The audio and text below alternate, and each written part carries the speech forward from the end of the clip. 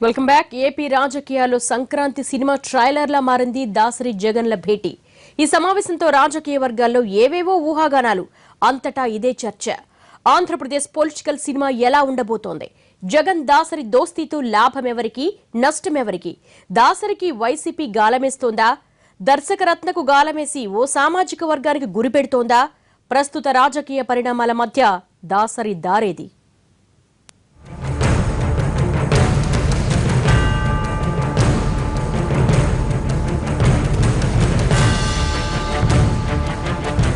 ఆంధ్రప్రదేశ్లో ప్రతిపక్ష కాంగ్రెస్ నేత దాసరి నారాయణరావును ప్రధాన ప్రతిపక్ష నేత వైసీపీ అధినేత జగన్ ఇంటికెళ్లి పలకరించారంటే రాజకీయ వర్గాలు ఆసక్తిగా గమనించకుండా ఉండవు, ఆరాలు తీయకుండానూ ఉండవు.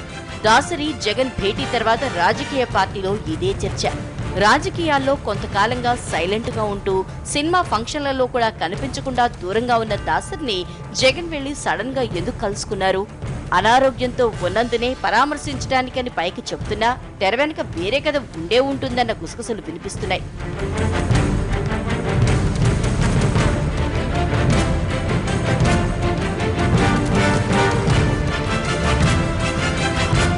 ఆంధ్రప్రదేశ్ రాజకీయాలు ప్రస్తుతం కాపులు చుట్టే తిరుగుతున్నాయి.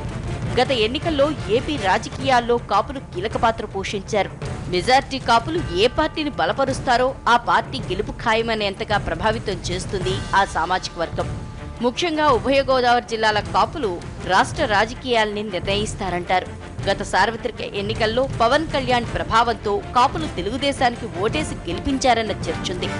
ఆంధ్రప్రదేశ్లో కాపు సామాజిక వర్గాన్ని ప్రసన్నం చేసుకునేందుకు వైఎస్ఆర్ కాంగ్రెస్ పార్టీ కొంతకాలంగా ప్రయత్నిస్తోంది. ఇప్పుడు అదే సామాజిక వర్గానికి చెందిన దాసరి నారాయణరావును జగన్ కలుసుకోవటం అందులో భాగమేనన్న చర్చ జరుగుతోంది.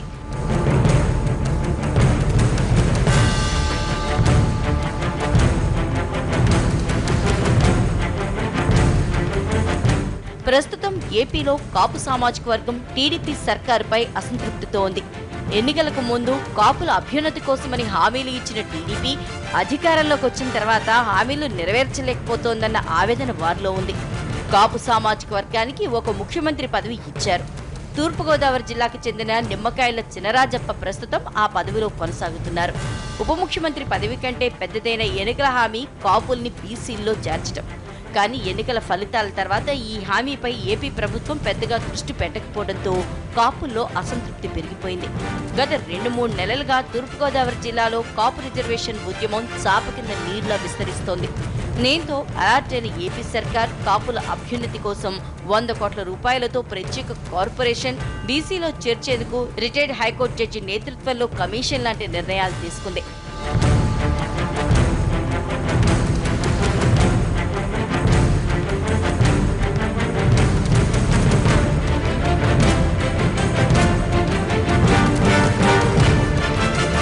అయితే ఇవన్నీ కాపుల్లో అసంతృప్తిని చల్లార్చేటట్లు లేదన్న బాధనుంది. అందుకే టీడీపీ ప్రభుత్వానికి దూరమవుతున్న కాపులను దగ్గర చేసుకుని వచ్చే ఎన్నికలకు మంచి ప్లాట్ఫామ్ సిద్ధం చేసుకోవాలనేది వైసీపీ వ్యూహం.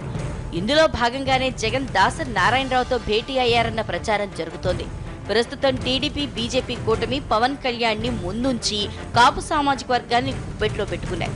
కాంగ్రెస్ కు ఆ సామాజిక వర్గం నుంచి చిరంజీవి ఉండనే ఉన్నారు. ఇప్పుడు జగన్ అడుగులన్నీ కాపులకు గాలమేసేలా ఉన్నాయి. మరి పార్టీలో చేరాలని దాసరిని జగన్ ఆహ్వానించారా లేదా అన్నది సస్పెన్స్. దాసరి పార్టీ మార్పు విషయంపై ఏమీ మాట్లాడలేదు. జగన్ పై ప్రశంసలు కురిపిస్తూ ఆశీస్సులు అందించారంతే. మర్యాదపూర్వకంగా నన్ను కలవడం కోసం వచ్చాడు ఆయన.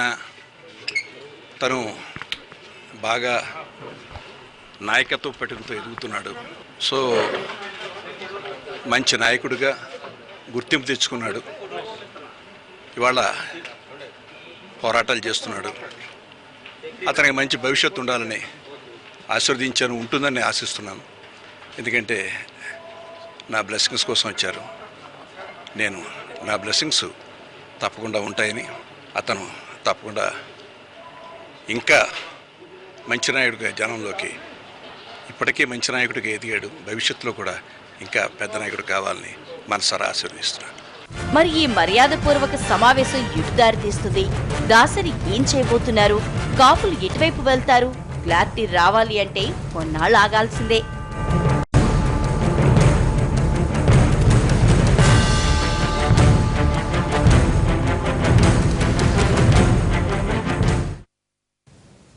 ఇది వాళ్ళ స్పెషల్ ఫోకస్. మరో అంశంతో మళ్ళీ కలుద్దాం. నమస్తే.